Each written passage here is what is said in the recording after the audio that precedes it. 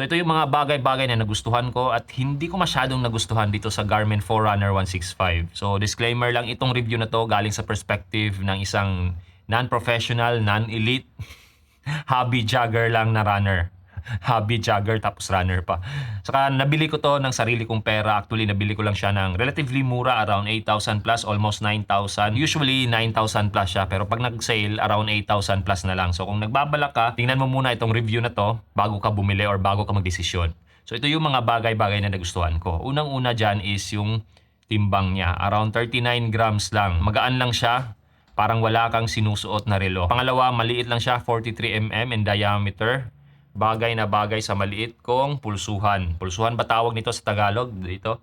Ayan, bagay na bagay or tamang-tama lang. Pagdating naman sa kanyang build quality, although made of plastic ito, pero magandang klaseng plastic. Tapos, in terms of comfort, napaka-komportable nitong strap niya. Saka parang wala kang sinusuot na relo. Saka hindi ko napansin na kumakati itong balat ko. Tapos itong display niya, AMOLED, maganda yung contrast, maganda yung saturation ng kulay.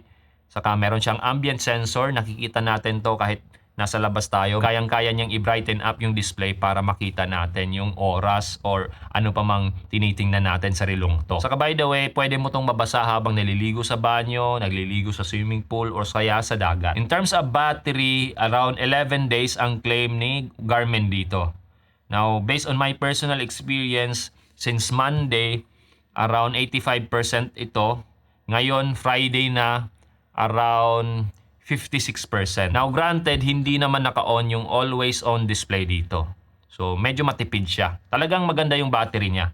Saka in terms of running, kahit nasa labas tayo gumagamit ng GPS, hindi siya ganun kalakas magbawas ng battery. So battery wise, mapa-marathon man o kaya ultra-marathon, I guess pwedeng-pwede to. Unless na lang siguro kung yung tinatakbo mo mahigit 24 hours, ito hindi na pwede kasi based on claim ni Garmin is 19 hours lang yung GPS usage nito, yung maximum. Now in terms of running matrix, mga data na nakikita natin sa isang typical running watch, andito na lahat. Kung hindi ka naman talaga elite, hindi ka professional na talagang naghahanap ng mga komplikadong data about running, good enough na siya.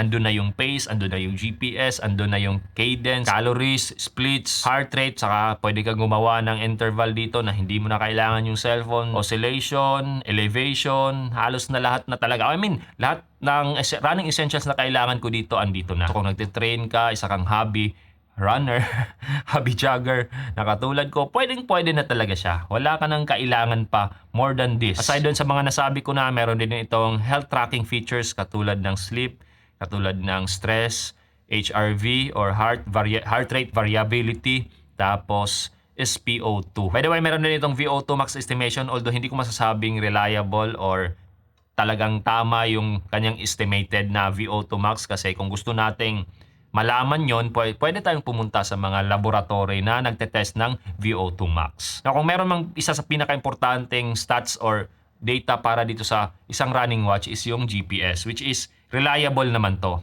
Tapos yung pacing, tapos yung distance, yung heart rate, medyo hindi siya ganun ka-accurate. Now, ito na yung mga hindi ko nagustuhan. Unang-una doon yung heart rate niya. Merong nagsasabi na relatively accurate naman yung Garmin. Well, unfortunately, kung ikukumpara ko siya sa aking heart rate monitor, delay siya, saka hindi siya accurate talaga. Merong gap na 1 o 2 beats per minute. Although hindi na siya ganun kalayo, pero talagang compared, relative sa aking heart rate monitor, hindi siya accurate. Saka, napansin ko rin kasi, kung ikukumpara ko to sa naunang running watch ko, yung Huawei GT Runner, mas accurate yon. And based naman kasi sa ibang reviews, for example, doon sa review ni Quantified Scientist, talagang mas angat yung Huawei in terms of heart rate monitoring. Ito hindi siya ganun ka-reliable. So, kung yung mga training mo is reliant talaga sa heart rate, mas mainam na mag-invest ka sa isang heart rate monitor. So ito, tuwing tumatakbo ako, especially kung easy run na meron akong limit sa aking heart rate, nagsusuot ako ng aking heart rate monitor. Or kung mga intervals ko na merong cap or merong limit din ang aking interval or merong limit yung heart rate ko sa mga intervals, nagsusuot din ako ng heart rate monitor. Yun yung number 1 na hindi ko nagustuhan dito. Pangalawa, in terms of sensitivity ng kanyang touchscreen. Pag medyo basa na to ng pawis, hindi na siya ganun ka-accurate in terms of touch. kailangan mo nang gamitin itong mga buttons niya. Good thing na lang na meron siyang mga buttons. Kasi itong Garmin hindi lang 2, kundi 5 buttons yung pwede mong gamitin para makontrol yung interface niya. Now, yung interface niya, para sa akin, hindi siya ganun ka-fluid. And isa din sa hindi nagustuhan ko is yung app niya. Medyo clunky yung app. Actually, kung naka-offline, wala kang internet, hindi siya ganun ka-usable. Wala kang makikita yung mga record mo, previous runs mo, hindi mo makikita. I don't know kung nagkamali lang ba ako, pero hindi ko siya nakikita. Kailangan talaga na meron kang internet. Kung gagamitin mo yung app, gusto mo makita yung mga data mo. Unlike sa Huawei na app, kahit na wala kang internet, kung naka-record na, nakasync na dun sa app mo, yung mga tinakbo mo na naka-record dito, makikita mo siya. Kahit wala pang internet. Ito hindi. Correct me if I'm wrong, pero sa nakikita ko lang, hindi talaga ganun kaganda yung app niya. Saka merong isang bagay na talagang tinitingnan ko sa app na hindi ko nakikita. Yung chart na nakikita mo yung pace mo, nakikita mo yung average heart rate mo. Bali sa app kasi niya, every kilometer split, ang nakikita ko lang is average pace. So walang average heart rate. Kung gusto nating makita yung average heart rate, kailangan nating pumunta sa browser or kaya sa computer, sa Garmin Connect website para makita mo yung buong data na naka-chart na iisang tinginan mo lang, makikita mo talagang lahat ng kailangan mo. So doon ko lang nakikita na magkasama yung average pace saka average heart rate. Saka yung panghuling hindi ko masyadong nagustuhan dito is yung charging cable niya na USB Type-C, hindi USB Type-A. So bumili ako nito ng USB Type-C to A para masaksak ko siya sa aking computer. Kasi for me, hindi ko sinasaksak itong USB Type-C niya directly sa mga fast charging ko na USB Type-C. Kasi sa pagkakaalam ko, maaaring mabilis ma-degrade yung battery nito kung fast charging yung gagamitin mo.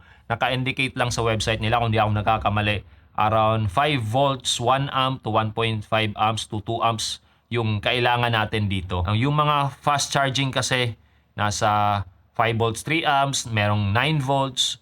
So masyadong malakas para dito. USB Type-A yung gamit ko para maisaksak ko lang sa computer kasi yung computer hindi ganun kalakas. Saka meron din akong charger na 5 volts 1 amp lang. So hindi ganun din kalakas. So kaya naka USB Type-A ako. Saka syempre bumili na rin ako nitong stand. Kasi kung ito lang, cable lang, rekta lang, hindi ganun kaganda yung posisyon ng iyong relo. At least ito, pag nakaganyan, maganda, or parang naka-charging dock ka lang. Katulad ng Huawei GT Runner ko na magnetic, lagay mo lang, naka-charge na. Ito at least, since meron siyang port na talagang specifically gawa ni Garmin, well, ito, pwede natin siyang ilagay na parang naka-charging dock. Now, kung hindi ko ba pinagsisisihan ang pagbili nito na pinalitan ko yung Huawei GT Runner ko, well, hindi naman. Kasi yun nga yung mga sinabi kong positibo sa relo na to. Although yun nga, meron din naman siyang hindi mga gaano kagandang features or hindi ko masyadong na-appreciate kasi hindi siya ganun ka-accurate, pero meron namang workaround. So kung nagbabalak kang bumili nito, yun nga, trip mo yung display na AMOLED kasi kung ikukumpara natin doon sa Forerunner 55, hindi yun AMOLED. Well, sa halagang 1,000 mahigit yung difference nila, I think mas better na choice to.